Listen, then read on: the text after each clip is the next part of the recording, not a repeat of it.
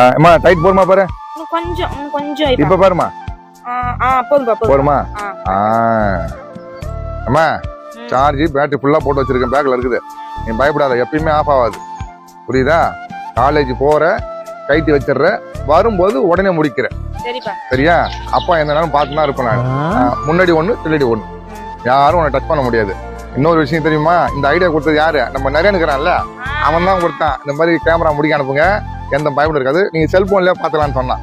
சரிம்மா, பார்த்து பத்திரமா போயிட்டு வா. சரிடாமா. பைத்தியமா இது?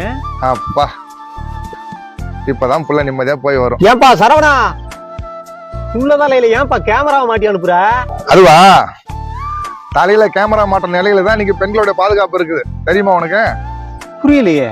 அண்மை செய்தி, சேலம் கோரிமேடு அருகே 66 வயது மூதாட்டியை பாலியல் வன்கொடுமை செய்ய முயற்சி பரபரப்பை ஏற்படுத்தி இருக்கிறது. புரியலையா? உனக்கு எப்படி புரியும்?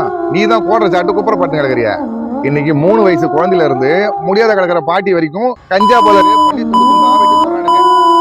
அது மட்டுமா, தெருவுல பொம்பளுக்கு நடமாட முடியலையா? அட்ரஸ் கேட்கற மாதிரியே வரானுங்க, தப்புன்னு கழுத்துக்கிற சங்கிலி பச்சும் போயிடறானுங்க. அந்த அம்மா கீழே வந்து கூட பார்க்காம வாண்டி எடுத்து போறான். எவ்வளவு கொடுமையான விஷயம் நடக்குது. நான் வச்சுக்கிறது ஒண்ணு கன்னியாக வச்சுக்கிறேன். அதுதான் பத்திரமா போய் வரணும்னு சொல்லிட்டு பின்னாடி ஒரு கேமரா, முன்னாடி ஒரு கேமரா மாட்டி வச்சிருக்கேன். அப்படி எல்லாமா நடக்குது? அது மட்டுமா, அவசரம்னு சொல்லிட்டு பாத்ரூம் போன பிள்ளைய போய் ரேப் பண்ணி கொண்டு மோசமா போயிருந்தது உலகம். ஆமா சரவணா, நீங்களே ரொம்ப கவனமா இருங்க.